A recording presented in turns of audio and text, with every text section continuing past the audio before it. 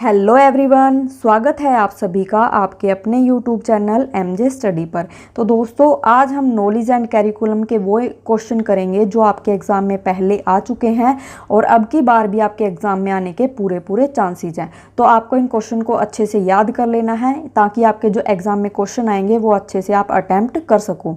एक बात और दोस्तों, मेरे पास कमेंट आ रहे हैं कि मैम हिंदी में भी हमें ये चीज़ प्रोवाइड करवाओ। दोस्तों, मैं इसको लिख इंग्लिश में रही हूँ क्योंकि इंग्लिश में मैं सिलेबस के अकॉर्डिंग इन क्वेश्चन को बनाती हूँ और मैं साथ में आपको हिंदी में इनको बोलकर बता दूंगी, तो आप वो क्वेश्चन वहाँ पर लिख लेना जिनको इंग्लिश में समझ में नहीं आ रहे। ठीक है दोस्तों, चलो ये हम स्टार्ट करते हैं। क्वेश्चन देख लेते हैं कौन सा है हमारा। What is knowledge and knowing, यानी ज्ञान और जानना क्या है।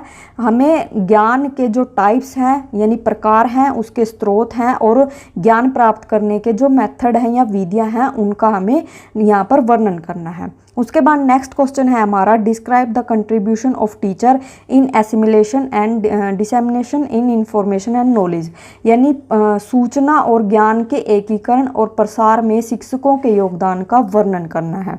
उसके बाद describe idealism, naturalism and pragmatism, यानी आपका आदर्शवाद, प्रकृतिवाद और प्रयोजनवाद, इनके बारे में आपको डिस्क्राइब करना है।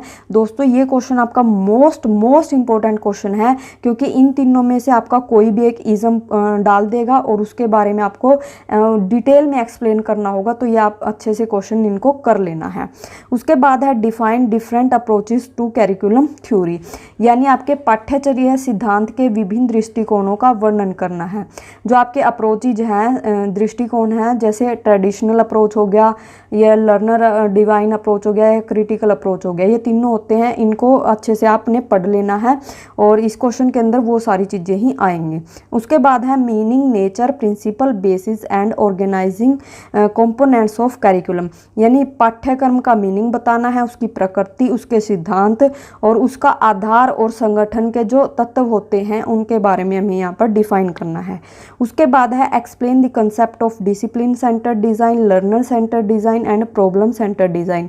आपने इनको एक्सप्लेन करना अच्छे से। एक तो हो गया आपका अनुशासन केंद्रित डिज़ाइन, एक हो गया आपका छात्र केंद्रित डिज़ाइन और एक हो गया आपका समस्या केंद्रित डिज़ाइन।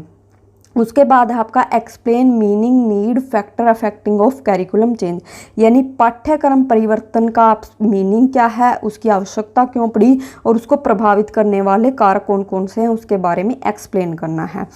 उसके बाद है explain concrete and absolute facts of knowledge and relationship, यानी ज्ञान और संबंध के मूर्त और अमूर्त रूप की व्याख्या हमें यहाँ पर करनी है।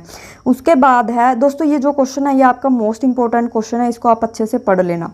उसके बाद हमारा लास्ट क्वेश्चन है, what do you mean by culture, यानी संस्कृति से आप क्या समझते हो। Explain the role of culture in knowledge construction, यानी आपके ज्ञान निर्माण के अंदर जो संस्कृति है उसका क्या रोल है उसको आपके एक्सप्लेन करना है।